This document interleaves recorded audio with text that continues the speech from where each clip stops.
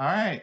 So let's move on to our last and final cocktail tonight, which again I'm looking forward to because for me, I already am ready for an old fashioned, as this is kind of like a direction that I love to go in. For the show, I've already made 2 so far, different versions, and tonight I'm just going to celebrate with a really just classic that I'll have.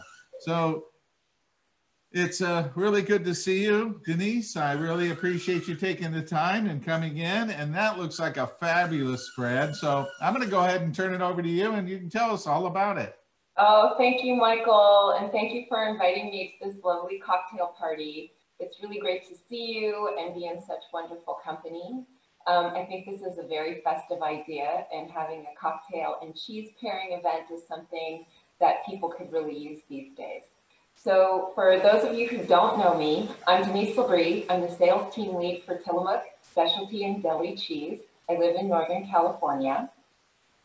I've had the honor, along with my sales team, of launching Tillamook's Makers Reserve Vintage Cheddars program to the industry. And Jill talked a little bit about it already. So I'll talk a little bit more about the vintage I chose, which is 2017. But first, let's get to my cocktail, which I'm calling a hometown old fashioned. And I chose an old fashioned because to me, whiskey tastes like the holidays. I enjoy a whiskey cocktail on special occasions, so the aromas and flavors of whiskey really remind me of celebrations, whiskey cake, and bourbon balls. So, as I mentioned, I pair my old fashioned with the Maker's Reserve 2017 Vintage Cheddar, and I'll touch on that a little bit more later. Right now, I'll make the cocktail for you, which it's not an unfamiliar cocktail, but they're so fun to make. So I'm going to go through it for you right now. So it's an orange peel and a maraschino cherry. To that, I'm adding about 1/2 ounce of orange simple syrup that I made. I'm using the Spruce Eats recipe, and it's super yummy and orangey. I'm adding 2 ounces of Westward whiskey, and this is a nod to what grows together goes together. Westward Whiskey is a craft brewery in Oregon.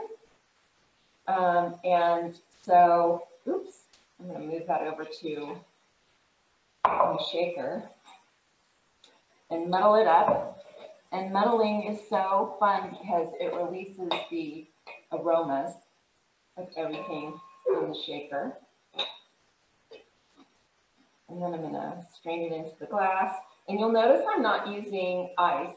And I tried it both ways as I was making my selection. The reason I'm not using ice is because I feel like when it's straight up without the ice, the heat of the whiskey allows the butterfat of the cheese to stay really creamy and rich and release all the aromas that come from the milk. So I'll finish it up with another cherry and another orange peel, and I like one for the rim of the glass, just to give it a little bit more orange. And that's my cocktail. So cheers to you. So now for my pairing. I'm going to go to the 2017 Maker's Reserve, and this cheese starts with very bright citrus notes, and then it turns creamy on your palate, and it has a rich custardy finish. So I paired it with the old fashioned and a very, very thinly shaped piece of candy orange peel, which I've made, and a little bit of dark chocolate, and it's Cho dark chocolate, also from Oregon, nod to make what grows together. And what I get from that lingering finish of the cocktail and the cheese together is just like a boozy creamsicle bourbon ball. So that's my pairing, and I'm going to enjoy it because I've been sitting here looking at it for a little while now.